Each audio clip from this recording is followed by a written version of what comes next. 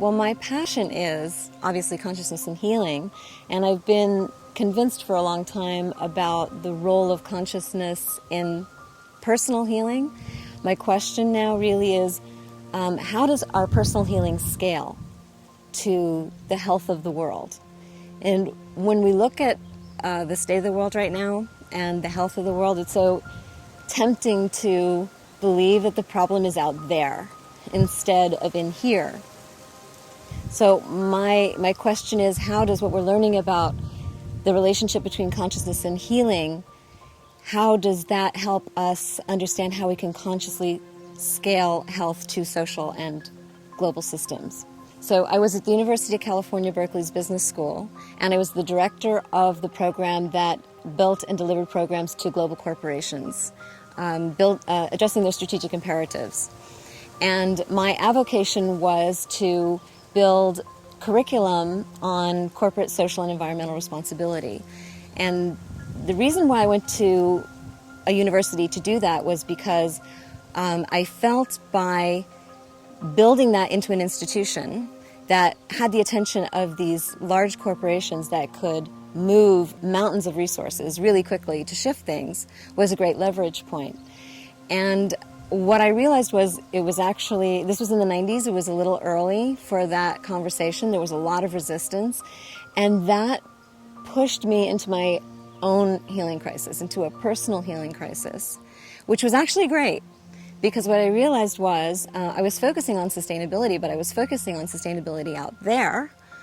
And I had a very direct experience that there is no sustainability out there if it's not in here first. And I was really fortunate to know Willis Harman at the time.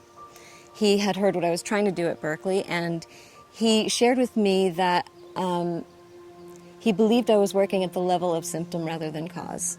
And that was the first time I had considered that. And there was one exception, and the exception was that I had brought HeartMath, the Institute of HeartMath, into my programs there. And the point there was to help the executives pay attention to their own inner states with an understanding that it would help them be more resilient in the face of stress, it would help them make more creative decisions, give them access to their higher order cognitive functioning, and so they could get into that. I knew what I was also doing was helping them make decisions that were going to be more in alignment with the health of the whole. When I left Berkeley, I spent about 10 years looking into my own causal nature. And now I am again working with individuals and organizations that are global in scale and have the ability to move massive amounts of resources. This time they really are focused on world change, and this time we really are focused on helping catalyze their understanding that there is no sustainable social transformation without personal transformation, and that we're not going to have a healthy world unless we personally are healthy. In my own healing journey and in my work as a planetary healer, I have been inspired by what Rumi reportedly said, which was to work at least as hard in the invisible world as in the visible world. And that's one of the reasons why I'm so excited about the work that she is doing, because I understand that there is a focus, among many things, but a focus on biofields. And it's my belief that understanding these biofields and how we can work with them consciously is going to be the key to understanding how health scales.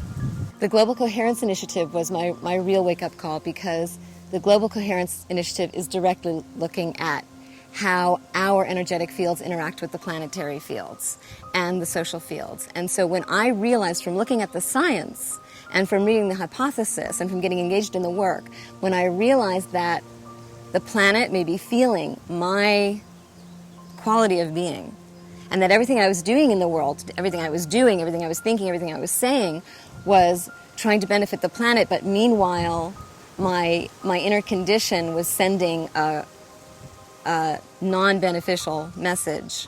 That's what finally created my behavior change. What I really think is needed now is to help ourselves have an embodied experience of being part of something larger, like being a cell in a larger body. And that's really important for change agents and caregivers, and who among us isn't one of those, because we have a tendency sometimes to sacrifice our own health for the work or for the care of our loved ones. So when we really understand that our health is important to the health of the whole, that can change, at the level of behavior. I have this fantasy, and it goes like this.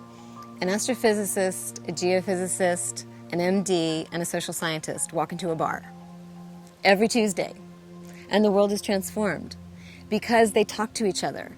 They connect the dots in their different fields, in the specialized, fragmented fields that aren't talking to each other. And she has, as part of its mission, to do that in a systemic way, to bring representatives from specialized, disparate fields, have them talk together, connect the dots, harvest the aha moments that are just waiting to be harvested, so that we can embody this new understanding to the level where it actually starts changing behavior and our reality and our biofields that we share with each other and with the planet. And if we can learn that caring for our own health, our own consciousness, our own inner condition is the greatest contribution we can make, is a social service, then I believe that is an amazing transformation.